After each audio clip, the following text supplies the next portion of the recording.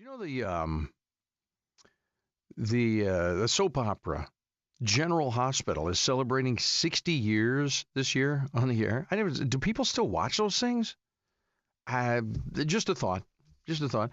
Well, it used to be maybe too much soap opera watching would be the catalyst to begin a marriage falling apart. I don't know if that would be. There are probably other problems besides just that. That would have to be. But how do you know things are starting to fall apart? Not just in marriage, but in their relationship to begin with. Joining us now, as always, on Tuesday about this time is Dr. John Braccio. Doc, good morning. Well, Mike, good to talk to you, my friend. And there really are signs a marriage or relationship is over, coming to an end. You know, I think what happens, the headlines generally are about fiery and angry divorces that never seem to end. And I think a prime example of such an ending type relationship would be the defamation case between Johnny Depp and Amber Heard, which we just saw and heard the horrible things going on in that relationship. Now, spouses often seem more like combatants, really, if you think about it, who can, for the rest of their lives, literally detest each other. Well, that sadly is too often true. What we're talking about today, we're talking about the millions of divorces or relationships that end simply because they slowly lost the love, energy, and excitement that propelled them into really fulfilling relationships that were once filled with love and satisfaction. And sometimes the progress of the relationship erosion is barely paid attention to till the feelings and desire are gone, and it's too late to save the marriage, or they don't want to. So it's really a quiet and uneventful ending, often filled maybe with disappointment, certainly a difficult rupture for children and loved ones.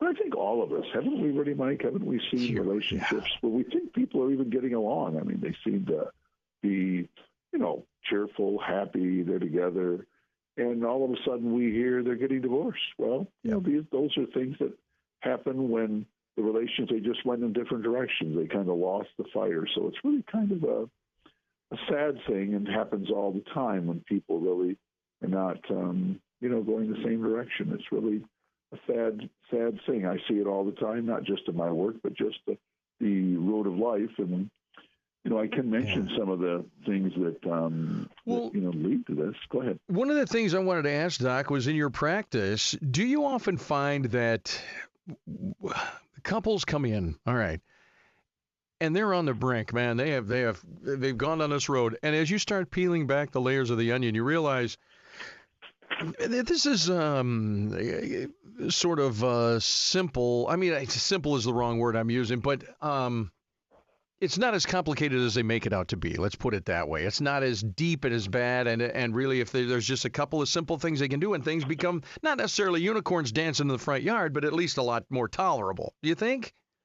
I think that's true, Mike, if there's really some love and passion and desire to save the relationship.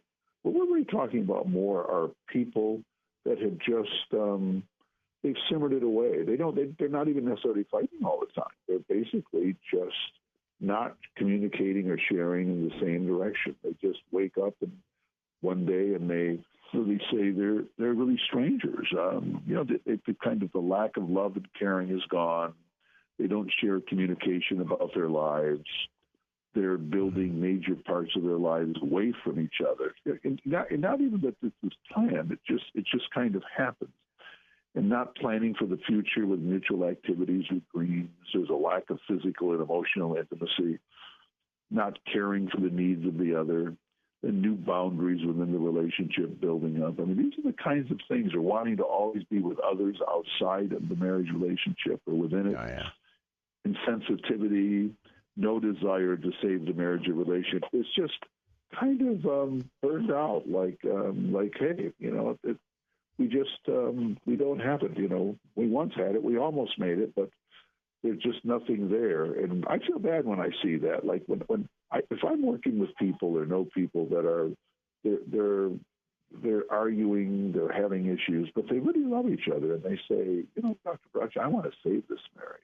I want this relationship. But when you see the other say, well, we want to have a civilized divorce. We just kind of come to the end of the road. We don't hate each other. We just want to be fair. We just feel we've we want new roads. We want new things to do. It's time to move on. And often it's not like there's been an affair. It's not like there's been tremendous fighting and horrible things going on. It's just one of those things that happens. It happens a lot. It's kind of sad because somewhere along the way, one of them or both of them had to really call a time out and say, hey, we need to, rebrand ourselves. And so if we've gone different ways, we've got to make sure we keep the love, we keep the caring, particularly if there are kids involved, if there's family involved. And it's a really a sad thing. And I've been involved with many couples that really they're not even angry. They're just, they may feel bad. They've kind of lost the passion, but they really don't have a desire to save it. They're just ready to move on to the next chapter. So that does happen. It's not a judgmental thing. It's just one of those things that can happen. So I always advise people, if I'm working with couples, you really want to save this. Where are you? And is this, you want to rebuild? Do you really want that love back? You want to go back to a marriage encounter, which a lot of churches have. You want to refine, rekindle. To me, that's an important thing to want to do, because I do believe that if you've been in a relationship, if you've been in love, if you spend a lot of time together, it's good if you can save it. Unfortunately, a lot of times people veer so far away from each other that they become, brother, sister. They're friends. They even double date. I worked with a situation with people who even double dating. A woman I actually worked with, a psychologist, she and her ex-husband would double date and do things That's together. Bizarre. But couldn't do it. It's just...